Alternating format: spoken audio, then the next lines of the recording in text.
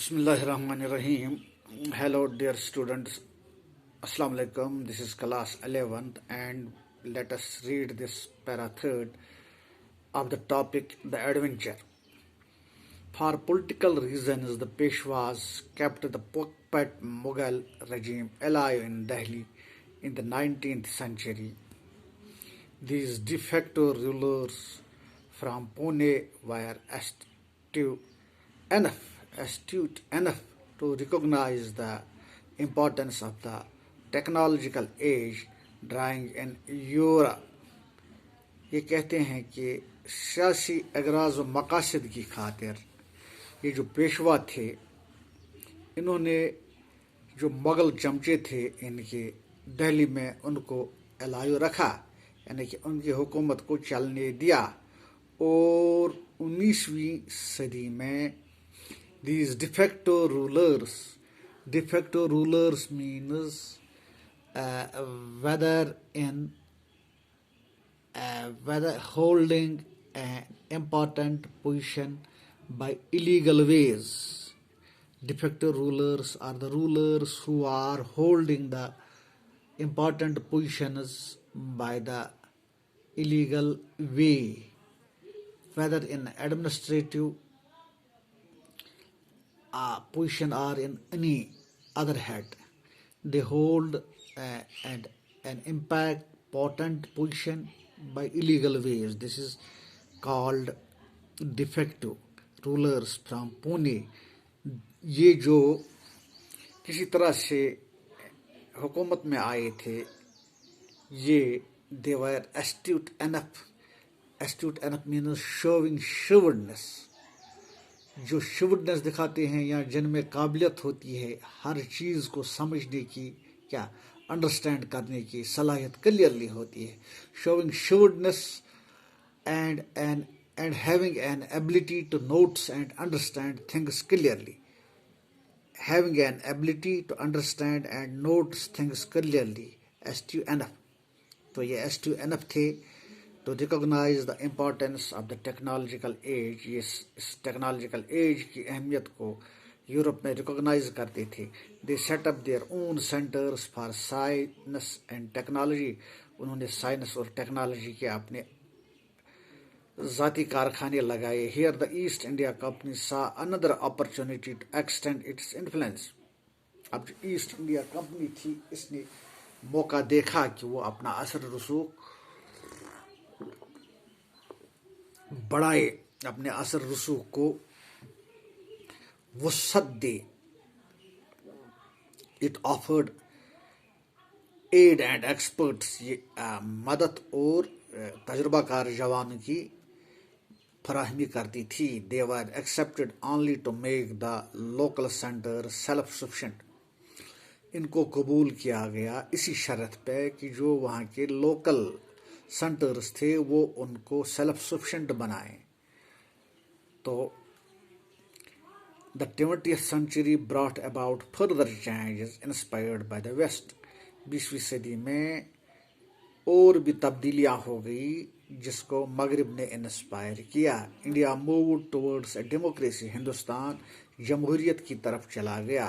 By then اس کے بعد the Peshwa had lost their enterprise and they were gradually replaced by the democratically elected bodies. اور ان پیشواؤں کو جو بطریقے جمہوریت منتخب ہوئے انہوں نے ان کو ریپلیس کیا.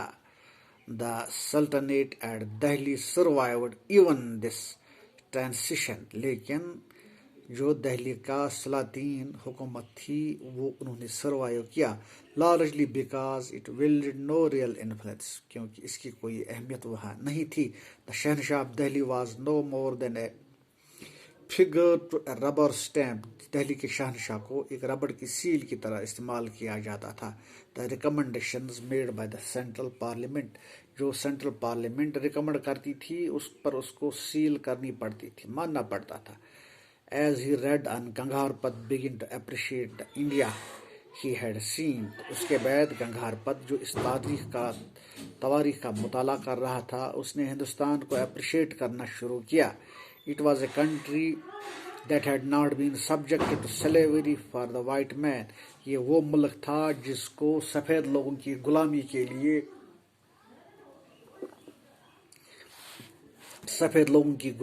لیے نہیں بنایا گیا تھا.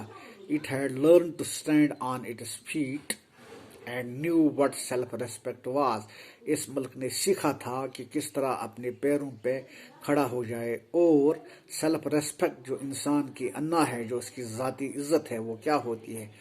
From a position of strength and for purely commercial reasons, طاقت اور تجارتی بنیادوں کی وجہ سے. It had allowed the British to retain Bombay as the sole outpost on the subcontinent. جو بمبئی تھی اس کو سارے اس جزیرے کا، سب کنٹیننٹ کا، تجارت کا مرکز مان لیا جائے. That lease was expire in the year 2001. اس کرایہ نامہ جو معاہدہ وہاں کیا گیا تھا کہ ساری تجارت جو بھی اس سب کنٹیننٹ انڈیا، پاکستان اور بنگلہ دیش اس وقت متحد ملک تھا، اس کی ہوگی، اس کا منبع، اس کا گیٹ وے بمبئی سے ہوگا. According to a treaty of 1908 میں جو ایک معاہدہ کیا گیا تھا. ٹریٹی مانے معاہدہ. Gandhar Pant could not help comparing the country he knew with what was witnessing around him. Gandhar Pant اپنے آپ کو نہیں سمجھا سکا کہ وہ کمپیئر کرے اس ملک کو جس کو وہ جانتا تھا، جس کو اس نے وٹنس کیا تواریخ کی کتابوں سے، جو شواہد اس کو ملے.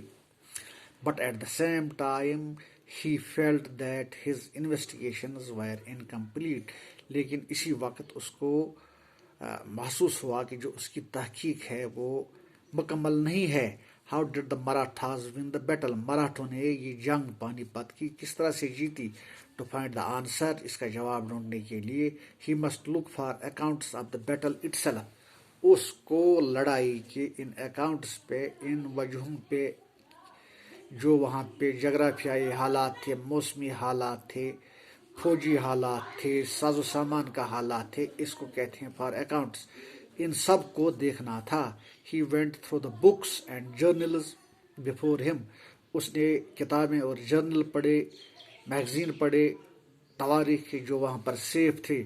At last among the books، آخر کار ان کتابوں میں he found on that gave him the clue. اس نے ڈھونڈا کہ کیا وجہ تھی. It was باسو ہیبانچی باکر. باسو ہیبانچی. تو it was باسو صاحب بہنچی باکر اس کا نام تھا، جس کی وجہ سے یہ سب ہوا. یہ ہے تو although he seldom relied on the Bakharas for historical evidence، اس نے جو بخراز تھے ان پہ کچھ توجہ دی، ہسٹوریکل تواریخ کی تھی. اس نے جان لیا.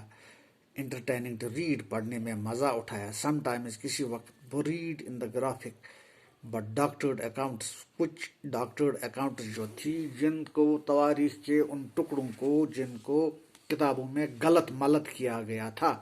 ہی کوڈ اسپاٹ دا جرم آف ٹروتھ، وہ سچائی کا اس میں سے بیج نکالتا تھا. He found one now in their line account of how close Vishwa Rao had come to be being killed. اس کو پتہ چل گیا کہ وشوا راؤ کو کس طرح سے مار ڈالا گیا.